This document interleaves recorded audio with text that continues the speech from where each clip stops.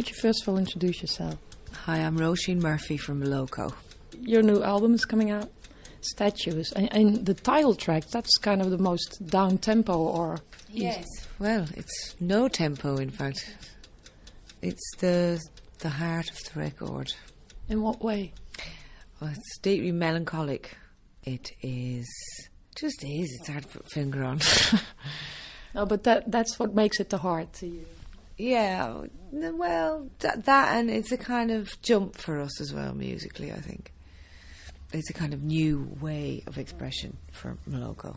Yeah, it has a kind of sound to it I haven't heard you do before, so I was wondering, is that like the way it's going to go?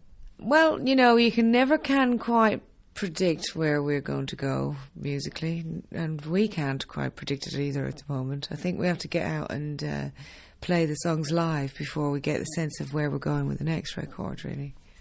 I was wondering about that. How the hell are you going to play this record live?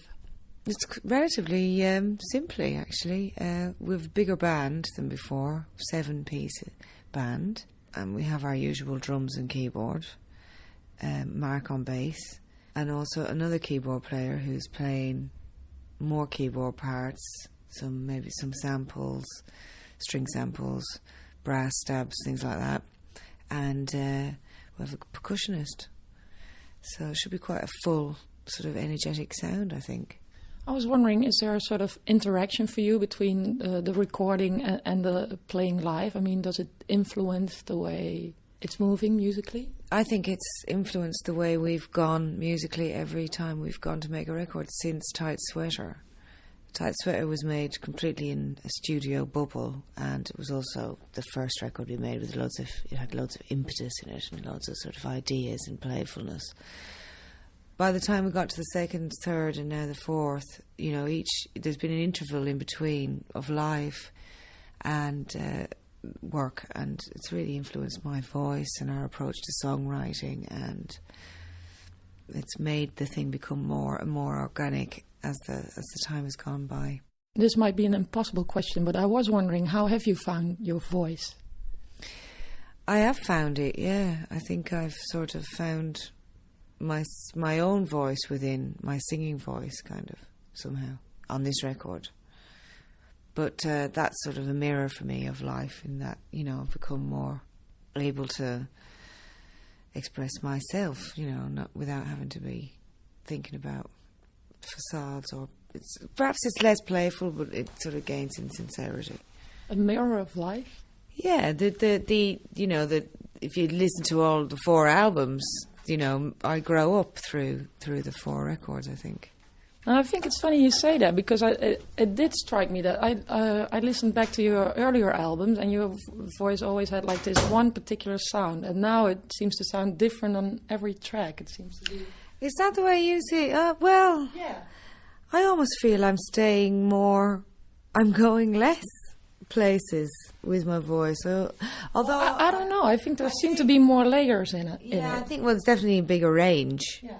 I mean, I can certainly reach higher notes easier and lower notes easier, and go from high notes to low notes easier. And I think that's affected my songwriting, obviously, in terms of, you know, melodies. I wouldn't have written melodies that I couldn't sing before, and now I do.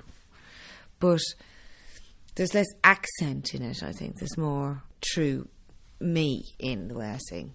The way I speak is in the way I sing now, more so. Was that a conscious thing, or...?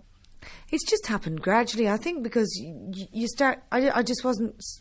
I was more playful, more experimental with things before, and I was also, you know, the actual physical range was less, so...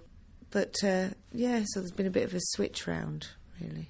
But you say it was more playful. Does that mean you feel sorry for losing that, or is it a good thing? What I lose in playfulness, I gain in sincerity. That's what I like to say, you know. It's like, it's just changed over a little bit. It's not... I'm not missing being that playful, but I might go back to being perhaps more playful, making slightly weirder music again. I'm not saying this is it forever. I'm, you know, going to make really sincere...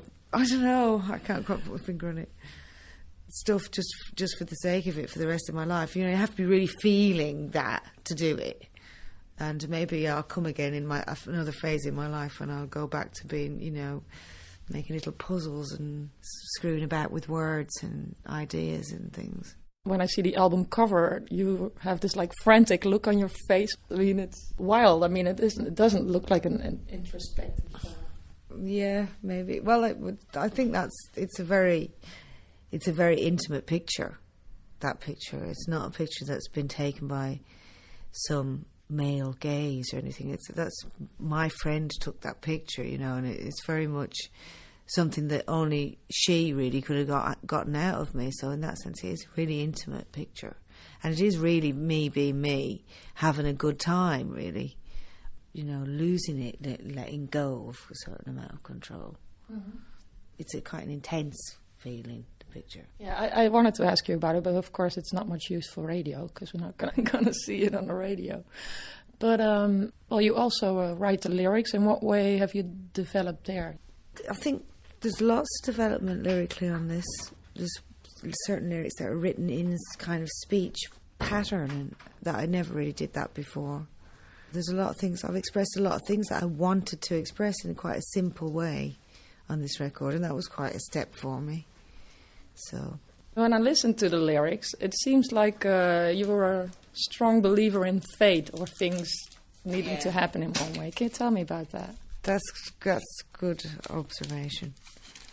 It is very like that, the record. I think it's very much about things just going belly up and changing, and things happening slightly out of your control, but you kind of like it. And just when you go through a period of time in your life where you live quite an extreme emotional time, and it's a reflection of that, I think.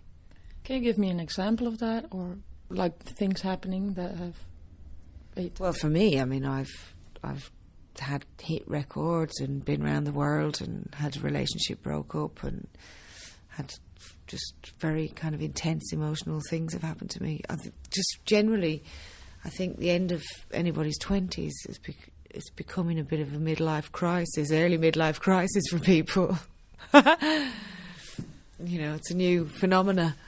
But it is a vibe that's happening, you know. People are going through kind of massive upheaval at the end of their 20s, and then another massive upheaval at the end of their 30s, and another one at the end of their 40s. It's not good, is it? Well, it might be good for the music. Only every bloody 10 years, though. You used to be partners in Moloko as well. Now you're friends. Does it affect the way you worked? It does. It did affect it, of course it did, you know. Be a lie to say it didn't, but in a good way, you know. I think we were more likely to let each other do their own thing, because we obviously weren't in each other's pockets as much anymore. We had a break between finishing the promotion of the last album and starting this one, so that was good too. And we came back really wanting to make the record. And I don't think we would have perhaps had the impetus to make this record had we not broken up. We certainly wouldn't have made this record. We'd have made some other kind of record. But that's life, isn't it? What's the track that comes closest to you on this one? Closest to my expression of how I feel, it probably Cannot Contain This. Really? In what way? Well, the lyrics are just me. They're just so me. It's ridiculous. It's just very me, that track. Isn't that hard? I mean, to sort of like bear that for everybody? No, because I think that's something that everybody feels as well, really, that I've just sort of put my finger on. That feeling of getting things wrong, but yet it's part of getting it right, and just sort of going with things that not being able to contain certain emotions and feelings and opinions. And yeah, there's not a lot of containment in you, is there? Is there not? I'd love to get a bit of containment into my life. No, but I guess I kind of like that. I mean, that's what makes you alive, right? A self-containment, you know. I think that's part of the journey. Try and get a bit more self-contained. Part of my journey is to sort that out. In your late 20s. Maybe a bit further down the line for that. How you guys work together, or do you fight a lot, or how should I see that? We do fight a bit, but not that much. And I think we fought less on this record than any record before, because we couldn't really afford to fight with each other as much as we did before. We always knew we'd make up before. Now we're kind of not sure. But we did fight a little bit, but we used to fight a lot more. I mean, the first album, we just fought hammer and tongs all the time. All the time. It's got less every record, I think. And what are the things that you disagree about? Music, ways of going about things, length of time that it should be taking to do things, going over things a lot. Mark goes over things a lot. I fight with him about that because I get impatient. But I'm glad that he went over things a lot on this record, especially because it's very multi-layered sonically. If you sort of listen to it on headphones, it blow your mind, man. Yeah, it goes around. It has a really big sound to it. Yeah, and it was kind of had to be meticulously done, and he was quite obsessive about it. Yeah, I was wondering about that because you're not worried about having a big sound. I think a lot of people wouldn't dare to make it sound. I think we felt we could go there because we do it in a disco way, We don't sort of do it in a really grandiose way. It's more disco, quite melancholic disco at that. So we'll see how that romps down because ain't nobody else doing it. I think what's different about Moloko is that, the stuff you make, it goes down well with like a real big audience. But on the other hand, you've always maintained your credibility. Is it hard to sort of achieve that balance? No, because it's about sincerity, really. It's just about doing your own thing. And it's been so gradual, the opening up of Moloko over the years, that we've had chance to some extent, get our bearings as things develop. We get a sense of where we are constantly. We have the chance with the time. So we don't sort of lose the plot kind of thing and start thinking it's about something else other than making music and going and playing music and believing in that and, making that an enjoyable process for yourself, which is the important thing. It should be a good life that we're living. It shouldn't be one of sufferance and lack of expression. Okay, thanks. That was it.